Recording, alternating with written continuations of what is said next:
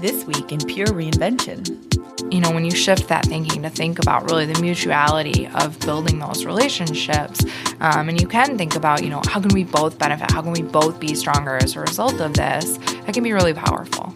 Episode 53, Kate Snyder, owner of Piper and Gold. Engage, disrupt, adapt, repeat.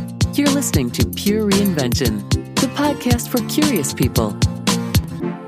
Welcome to this edition of Pure Reinvention. Pure Reinvention, it is our mission to create space for the unexpected by inspiring a reinvention lifestyle. Hi, Misty. Hello there.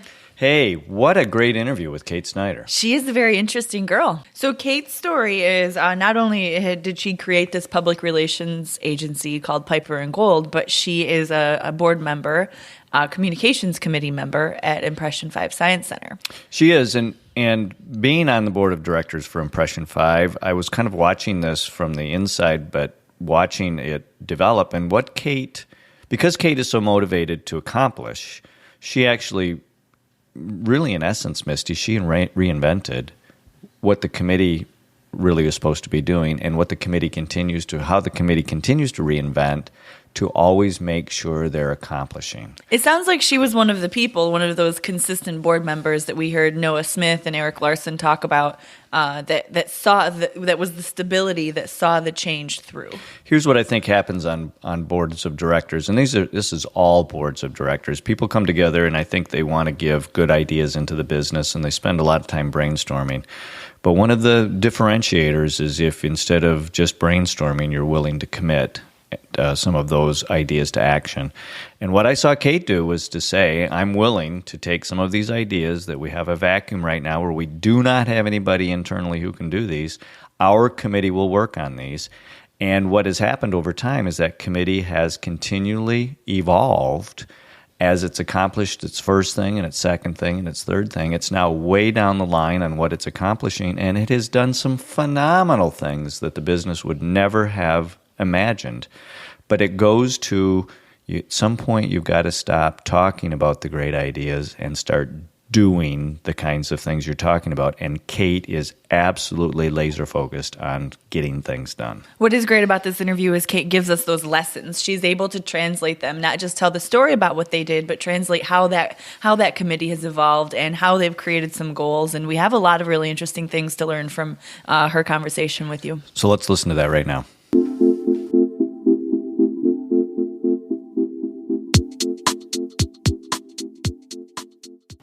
Welcome to this edition of Pure Reinvention. We're here to welcome Kate Snyder of Piper and Gold. Kate, welcome to this edition of Pure Reinvention. Thanks so much for having me. Kate, I've got to ask you this question. I see Piper and Gold and I see Kate Snyder, and I can't put the two things together. What does Piper and Gold stand for? Yeah, so Piper and Gold Public Relations is the name that we came up with. We worked with a design studio here in Lansing to help us come up with a name when I decided that I wanted to shift from being an independent consultant to really building a company with other people and sort of a brand and a life of its own. And so a piper plays an enchanting tune that tells a story, and gold is one of the most valuable and stable substances on earth. And those are really two of the things that we focus on for our clients: storytelling and demonstrating their value. Kate, I have had a chance to watch your work develop over the last 5 years since both of us have been board members of the Impression 5 Science Center. And we've had a chance to interview both Noah Smith in a previous podcast as well as Eric Larson. And a lot of people give a lot of the transformation that's going on at I5 to the work you and your committee have done, which has been tremendous. And I want to, first of all, congratulate you on that wonderful work. Thank you. But more importantly, I'm curious to know how you were able to play such a vital part in the transformation of I5. Yeah, I mean, I think that we as a committee, a group of volunteers that came together, had a really awesome opportunity to be a part of something bigger. And I think that, as I'm sure you know, being involved and talking to Noah and talking to Eric, the transformation is really exciting and it's invigorating. And it certainly hasn't been easy. It's been very difficult. There have been a lot of challenges. And it helps you to feel invested, and it helps you to really feel like you're a part of something. And so being a part of sort of that collective collaborative nature of reinventing and transforming the Science Center to be a place where families can play, create, and challenge was something that if I was going to be a part of this, I wasn't going to, I wasn't going to phone it in. Like, I am not the kind of person that takes any satisfaction out of figurehead roles or out of just kind of being involved on the periphery. If I can't be all in, then I'm going to politely decline being involved in something and save my time for something that I'm really passionate about. How did you make the determination that this environment was ripe for you to be all in?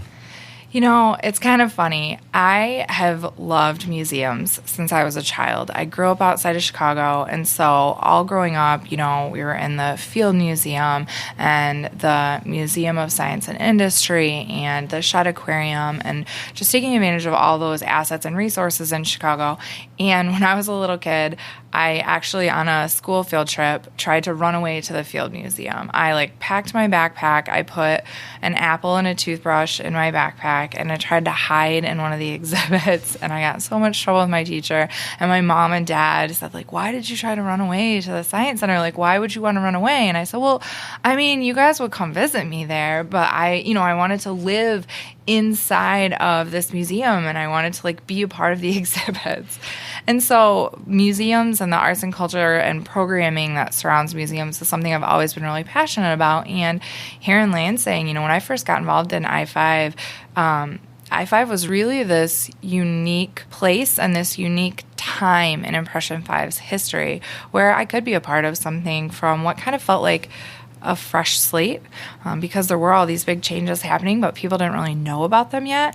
And I could play a role in that, and I could be involved in that. And there was a leadership team in place that I really believed was going to be able to execute this big vision.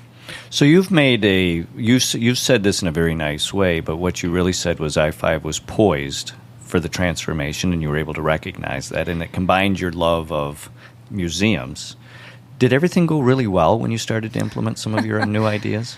Well, I think that when we first started, I knew Eric because in a previous position I'd been really involved in a lot of talent attraction and retention conversations in the community, and of course STEM is a huge part of that conversation. And so I'd interacted with Eric and with Impression 5 in that capacity, and so I knew that he was this really passionate person that people were likely to follow. And the communications director at Impression 5 at the time was someone that I thought she has so much potential. She's got really great skills. This is a team that I could see myself working really well with. And for a couple of years when we first launched this committee, everything worked awesome. I feel like we were able to put a strategic communications plan in place for the first time. We launched new exhibits like My Nature and the Magic School Bus and Grossology and all these really cool things. But then we lost some momentum. There was a lot of staff turnover at the Science Center. There was turnover within our committee. People left positions that they were at, and they were no longer able to be as involved, or frankly, they were no longer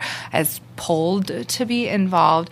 And we really kind of died off, and just sort of our committee essentially stopped functioning for a couple of years. And when we first were functioning, and we functioned as a very traditional committee, the way that committees usually function, where you've got a chair and people come together and la-di-da.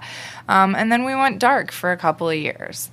And it wasn't until we came back and said, okay, what is it that the Science Center really needs? What's the problem that we're specifically trying to address? Not just what is our communications committee and what are we doing, but who are people that want to be passionately involved in this effort, and what can we really affect as external individuals and volunteers getting involved? And that's when we found sort of a different way of doing things. So the why in being involved in the committee dramatically changed from the old traditional structure to something that you actually were starting to create. It really did. It really became much more goals driven, and us looking at with the staff and the board, what's the most critical need here? And at the time that we first came back together a couple of years ago, making sure that we increased earned revenue was something that we felt like was a great way, something that would have a huge return on our investment for the Science Center, getting more people through the door, and particularly, we didn't want to just focus on how do we increase attendance. What we wanted to increase was people who were paying to be there. And so we decided that was going to be our focus. That was something as external people we could really be able to influence and change. it's hard to step in and be able to drive individual donations, which is a very personal connection, or to build membership, which is really about services to people. That's not a great role for this outside committee of people that come together once a month.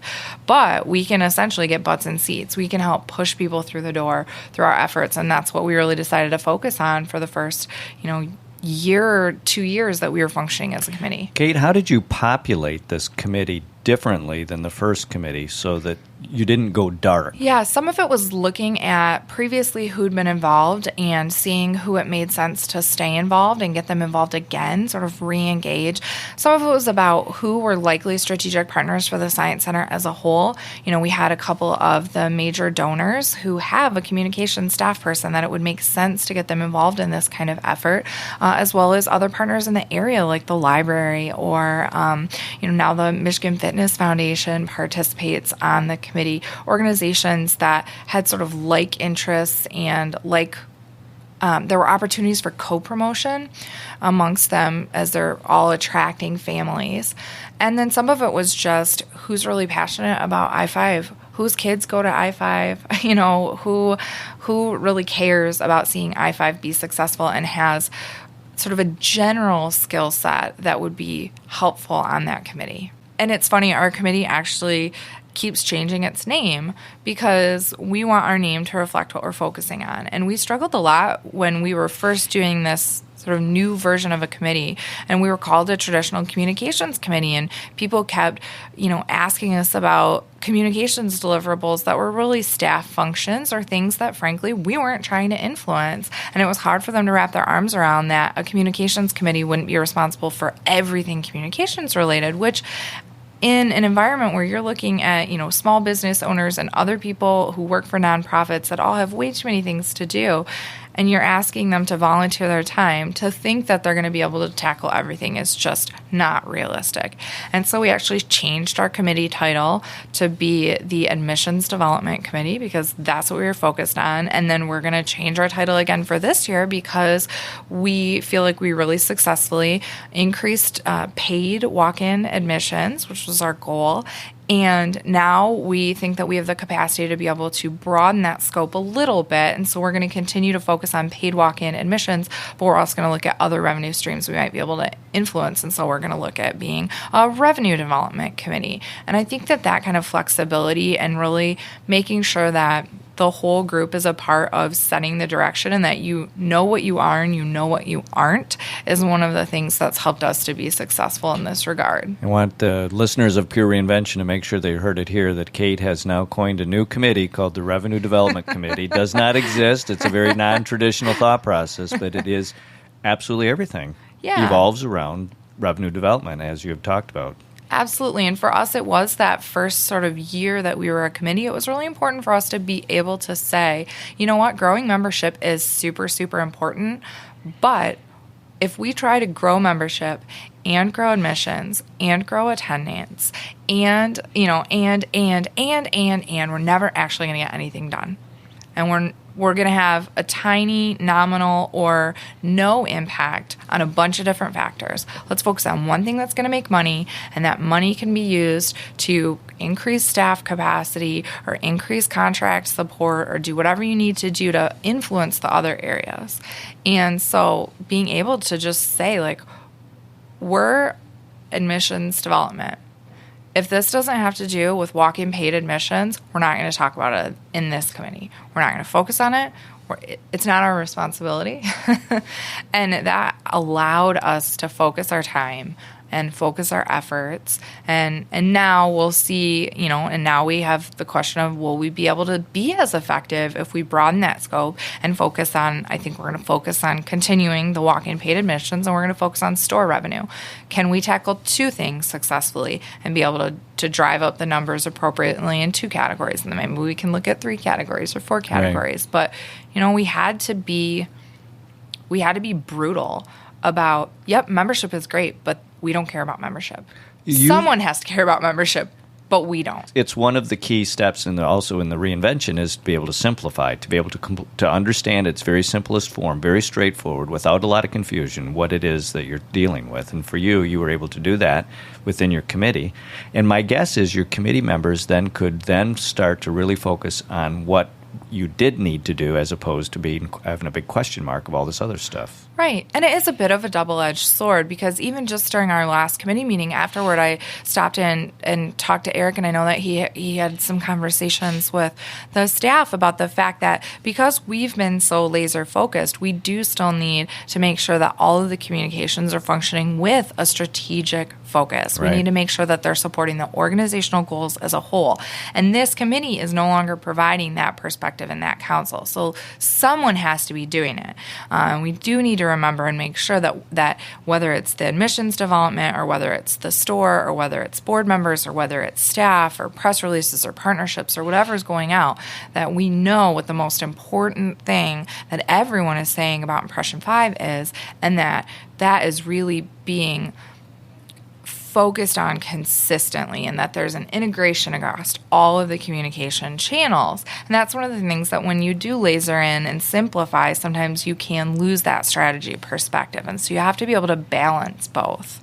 You have made numerous references to the word strategic. Can you talk about your experiences and the importance of strategic and continuing leadership as opposed to sometimes the historical transitional leadership that we sometimes run into? Yeah, I mean, I serve on a number of different boards of directors, and then, of course, focusing our company on government and nonprofit as communications, we're involved with the boards of every single one of our clients. So I interact with dozens of boards every year in one capacity or another. And there are so many different ways that boards do things. But I5 is one of the few boards that I've participated on that has had really long-term consistency at a leadership level, where you've got a staff, a board chair, an executive committee that have been really consistent over years and years. And I know that in some boards that can lead to complacency or that can be a concern. But on the flip side, in this instance, when you've been going through such major shift and change organizationally, it's been really great to see what can happen when you have that long-term consistent vision. And when even though the leadership may be turning everything upside down and sort of dumping everything on its head and pulling, chairs out from underneath people and asking them to stand or sit differently than they have in the past, there's still that consistency of vision and of leadership from who, in regard to who's the one pushing the leadership and driving that forward. And it's been really, I don't think we would have been able to accomplish what we've accomplished at I5 had we had a major staff transition in the middle of that from an executive director standpoint, or if we'd had a major board transition. And when you've got a new board chair every single year, or when you aren't able to keep top leadership, your executive director, or even, key operations staff in place, it makes it very difficult to execute a bigger vision and to change. So that consistency of leadership in your mind is it hit your top 5 list of non-negotiables if you're going to go through transformation? Oh, yeah. I think the consistency of leadership. And in this instance, you had, there's even a way to sort of position the specific support that I5 has received from the DART Foundation, which was absolutely essential to I5 being able to make these major changes. The fact that it was one partner. Lots of partners came together, but without that lead partner, this wouldn't have happened. And it certainly wouldn't have happened in the same way. So even to have sort of that consistency in leadership from having a strategic partner that has been with the organization for years and that has been there through all of these different changes and is a part of that vision has been really important. Kate, in the beginning of this interview, we talked about the 5 steps to pure reinvention: disruption, own, simplify, connect, and movement. Which of those 5 would you say is kind of your personality or your professional strategy? It's absolutely connect. Why? It's something that feels very comfortable for me.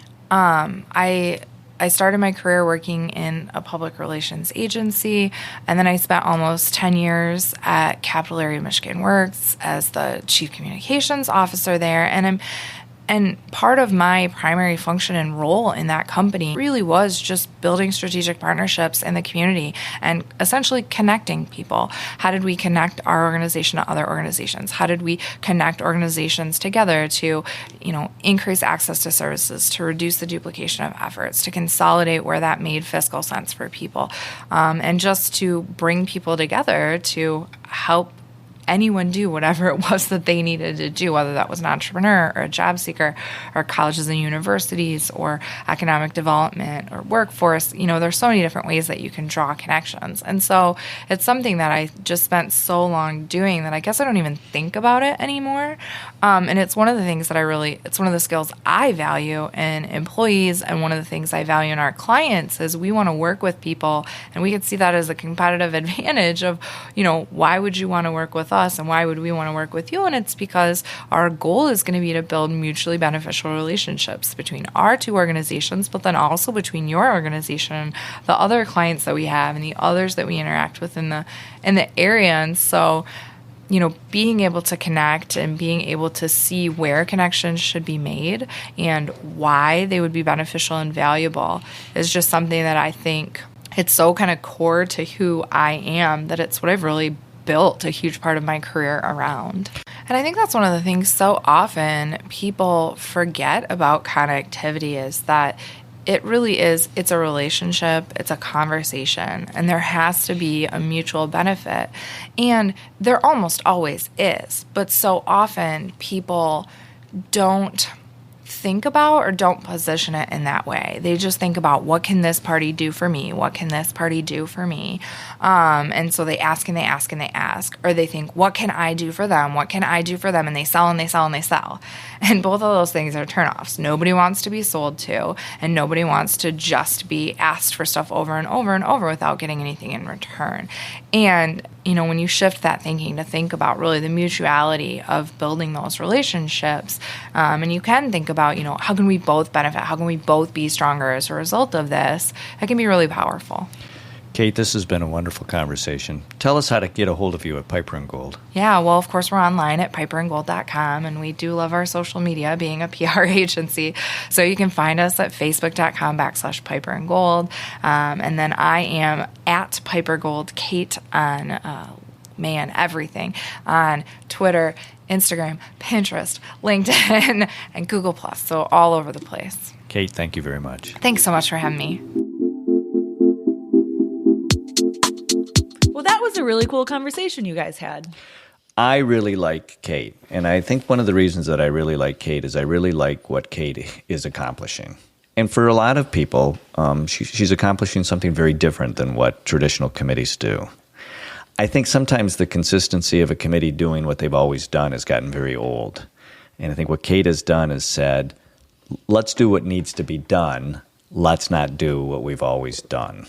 Yeah, so it sounded like she mentioned, they lost a little momentum because they put out this strategic communications plan that was pretty much what had always been done or what needed to be done, and I think was very expected.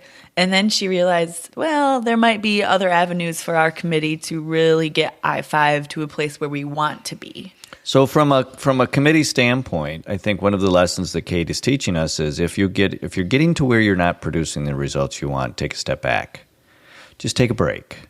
Give it some space, give it some time. And I don't even know sometimes what time you need to give it off, but give it enough time so that you don't come back doing what you did before. Right. I would argue that most committees look very different than the one Kate has kind of spearheaded there, because they always do the same things. They know around September they do this, around January they do this, and it's the churn instead of looking at where can we affect the most change and really help the organization. When you get away from the agenda and you start talking about what do we need to get done, I think then committees take on a whole different purpose. I believe that's one of the reasons that they went dark for a while as a committee, was so that they could rethink, we're getting stuck in this agenda thing and we need to move into the focus of what do we need to get done. And I'll contend with again that Kate is absolutely laser focused on, if we're not getting done something, we need to rethink what we're doing getting together. And that goes back to simplifying what we're doing to make the most power and the best use of our time. She's a volunteer in this capacity, and I know the other people are as well. So when they come together, and Kate says this, I want to make sure I'm passionate about what I'm coming together for. Kate as a volunteer is very similar to the way we need to think about treating all of our volunteers, which is valuing their time.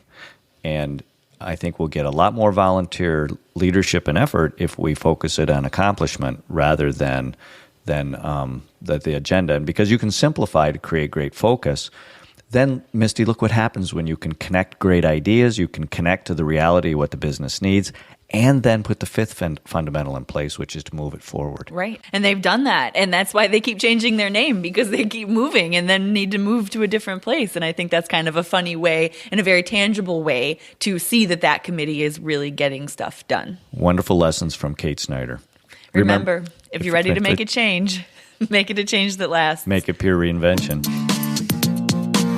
Thanks for listening to this episode of Pure Reinvention. Keep the conversation going and get alerts when new podcasts are up by following us on Twitter @Pure Reinvention or sign up for our mailing list at purereinvention.com.